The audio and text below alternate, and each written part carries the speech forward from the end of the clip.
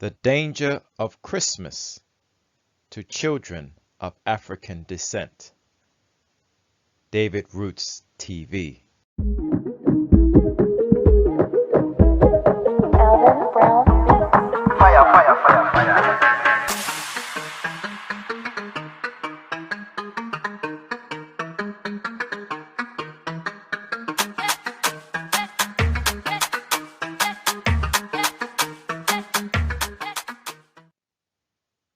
Greetings, family. Greetings, one and all. Give thanks to anyone who has taken the time to tune in to this hopefully brief presentation on the dangers of Christmas to children of African descent. Now, this doesn't just apply to children of African descent, but I am specifically going to talk to that community and to that particular topic because as a person of African descent who was raised in the Caribbean, who has children that would identify as such, this topic is very important, and the dangers are exacerbated for this particular group of people. So rather than just go and launch into the negatives, I said to myself, I need to start with some of the positives, because there are lots of positives that can be taken from the Christmas idea, Christmas holiday. And I put a little kaleidoscope of different images on the screen.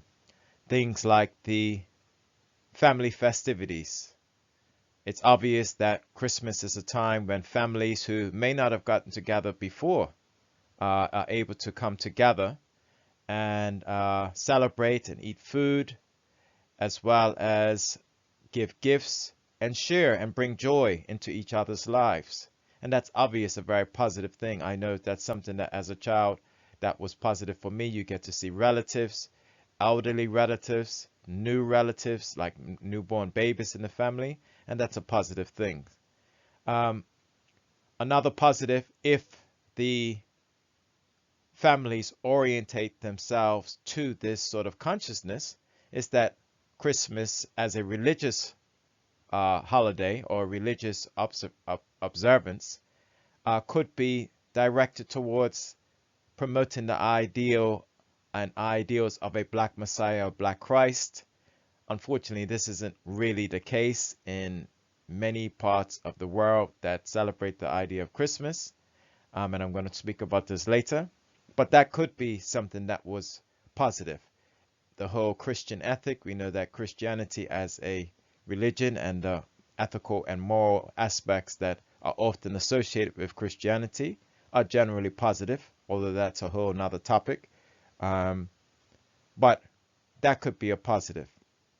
If we look at the origins of the Christmas observances as we see them today, and I have a picture of an image, an artist representation of Father Christmas figure, which the Santa Claus figure partially came from. Of course, you have the whole idea of Saint Nick as well, but that also could be seen as a positive because it would allow families to get into, if they're not into the religious Christian aspect of it, it could allow families to enter into the idea of the pagan aspect of connecting with nature and nature spirits. So that could be something that's positive as well. And all these things, of course, connect to the some of the symbology that's used around Christmas, including in the Christian narrative in terms of like the three magi or the three wise men and the gifts that they gave, frankincense and myrrh, and gold, and the symbology of the star and the astrology, which has a Christian point of view, but also an astrological, aka pagan point of view as well. Symbols like the mistletoe and the holly, which directly come from pagan practices. These things can take on a very positive aspect for families that might use them to promote positivity in their family. So I'm starting with some of the positives that could be gained from the observance of Christmas for people of African descent and for children of African descent, so as not to be biased. But nevertheless, there are some inherent dangers of celebrating and observing Christmas for people and children in particular of African descent, and this needs to be talked about. So let's start with number one. For me, one of the most dangerous aspects of Christmas as a celebrated public holiday in the West, because we have to remember that not everywhere around the world, although it feels that way due to colonialism, which is seen, and imperialism, which is seen European powers, in particular the British, as well as now America, impose lots of its cultures on the rest of the world.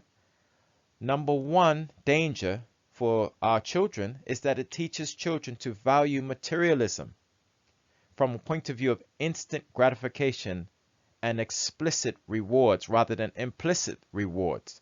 So in other words, as children participate within the idea of Christmas, they are bombarded from the mainstream media of this idea of getting gifts and getting gifts for nothing, really. Okay, yes, as parents, many parents try to put in place the morality of, listen, if you're not good, if you're not nice, then you won't get any gifts. But we know that every year that these gifts are still going to be given, and the children know. And it's promoted the idea that the more gifts you get, the better you are, the better you have been. Okay, and that's the whole idea of the explicit reward rather than the implicit reward. That it teaches children to value this concept of materialism and consumerism. And we see that this has consequences, as the little flashing light sign, the neon sign says, that for our earth and for our families is wasteful. It costs lots of money that could be directed into more valuable things, and lots of the things that are given for Christmas, as we know, end up in the junk pile. They end up broken a day or two later. Okay? So people love the gift giving, yes, but really it's not the gift giving and the gifts themselves that people value. It's the idea of the transfer of love that's more important. And so this is a huge danger, that as children learn from so young, they're bombarded with these images of what Christmas is all about for them and what it should be all about, that it's important to recognize whether or not we want to endorse this and continue to endorse this consumerism and mass materialism in the guise of some holy celebration, which it isn't. Number two, another often unspoken elephant in the room danger is that Christmas and the symbology of Christmas, whether you're looking at the pagan aspect or oftentimes the Christian aspect, the religious aspect, is that it promotes the indoctrination into the white savior narrative and further embeds concepts of white supremacy in our children of African descent, who already are so much, again to use this word, bombarded with these types of concepts already from birth.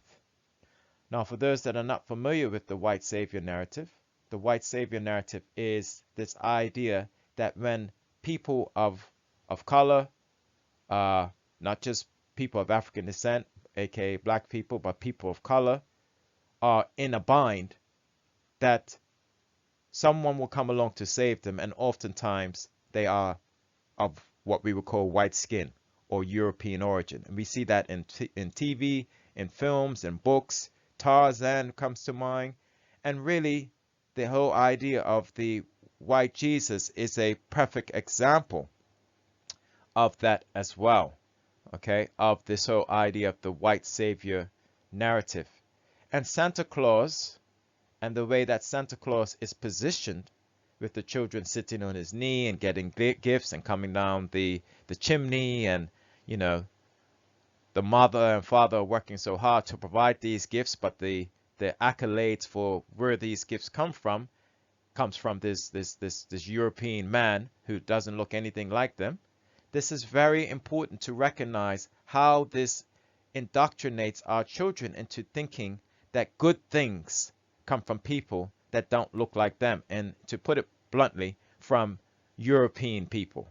Okay? And this was obviously a technique used for centuries, and centuries, within through slavery of the the master and the overseer of who holds the cards in order to get things that were good, basic necessities as well as luxuries. And so this is a huge danger that comes along with the promotion of the Christmas idea that needs to be dealt with, okay, and needs to be recognized. Number 3, Christmas and the whole holiday and the messages, the iconography behind Christmas severely disorientates the geographical and cultural ancestral landmarks for our children of African descent.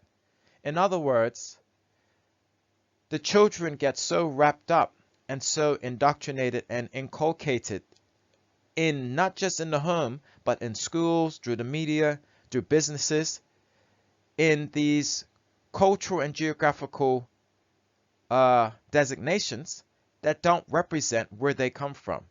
So Santa obviously comes from the North Pole, which is a very cold and snowy place that has reindeers. You have pine trees.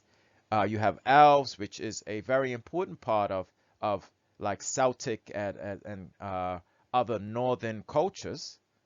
Okay, but it's not a part of African culture. Elves, spirits, yes, wood spirits, sure, but not elves per se.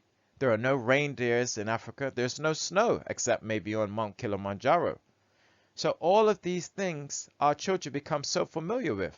And actually it borderlines on ridiculousness, because when I'm making this video actually on December 25th, 2020, and I just did a quick Google search of the times, sorry, not the times, the temperatures in Ghana and Jamaica, just choosing 2 places where I know Christmas is celebrated highly and where there's a lot of people of African descent that will celebrate. And if we look at the temperatures, it's 87 degrees Fahrenheit in Ghana and 73 degrees Fahrenheit in Kingston, Jamaica. There's no snow, there's no reindeer.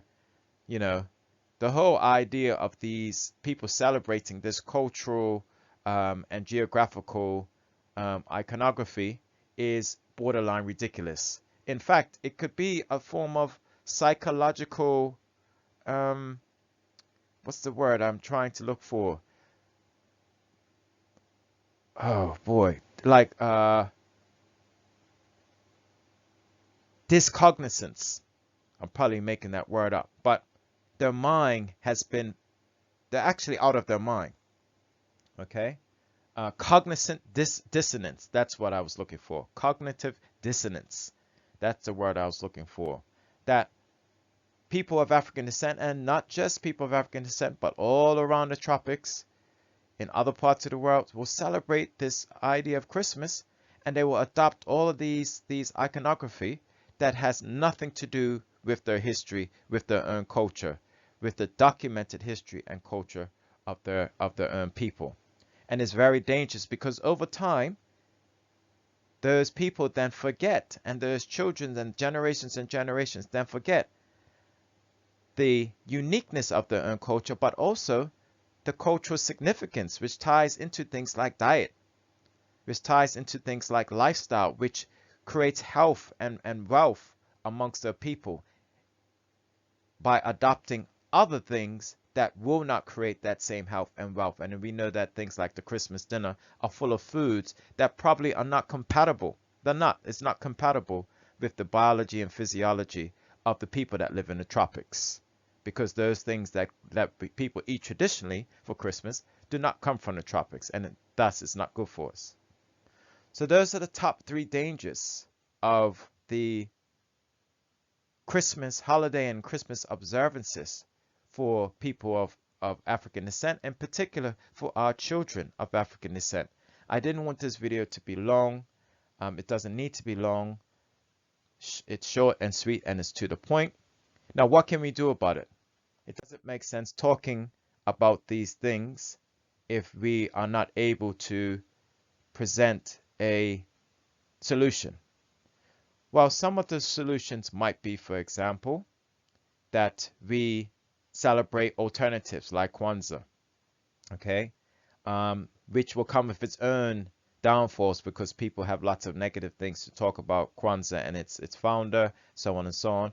But that's one alternative that you can say, let's get rid of Christmas or celebrate Kwanzaa alongside of it, and thereby adopting things that have a cultural framework for our children embedded in Africa and African culture.